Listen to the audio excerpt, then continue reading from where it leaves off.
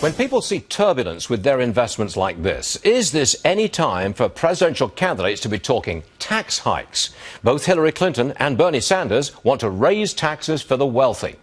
But Governor Mike Huckabee says, big mistake. We need to lower them for everyone. Governor, first of all, are you blaming the Obama administration to some degree for this huge sell-off on the markets and economic problems? Well, you have to, Stuart, because what's happened overall in the marketplace is that it's very fragile because businesses are afraid to grow. Obamacare has busted them. Regulations are killing them. The world market is not stable. We now seem to be more interested in stabilizing Iran than we are America. Americans have lost jobs, 5 million foreclosures, 5 million manufacturing jobs lost since the year 2000.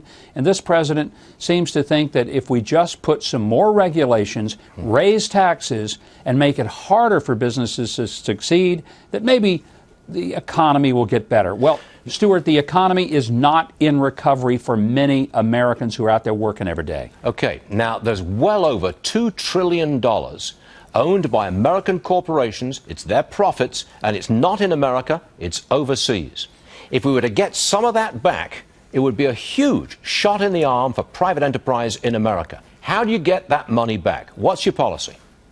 Well, Stuart, one of the reasons that I am a strong proponent of ditching our entire tax system, getting rid of the IRS, having a flat tax but a tax on our consumption rather than income, is that one thing you do is you bring all that capital back. And by the way, the numbers are closer probably to $11 trillion. Globally, $21 trillion. Do you think it would goose the economy to bring several $trillion into the U.S. economy for investment? Yes, which sir, would happen if it wasn't being taxed. Is it ever so slightly unrealistic to just sweep your hand and say, get rid of the IRS, get rid of all those deductions, just have a fair tax? That's a sweeping change.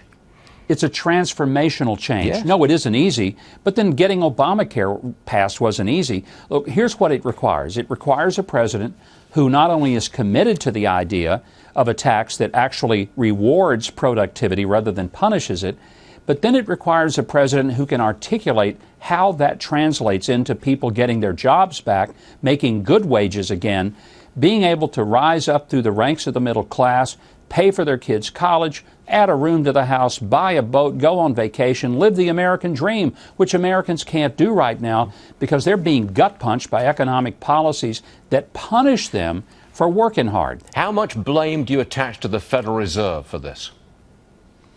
Well, I think the Federal Reserve is partly to blame, just mainly because they've manipulated the economy with quantitative easing. They've made sure that the stock market is really the only place to put an investment. Nobody can put it in bonds. Nobody can put it in CDs.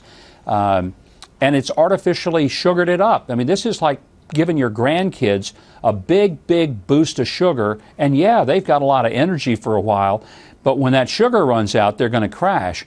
And we're running the economy on the sugar rush of infused capital, which is really not going to be sustainable. And so I think the Fed has some responsibility for that. Governor Huckabee, thanks so much for joining us, sir. We appreciate it. Thank you. Thank you, Stu.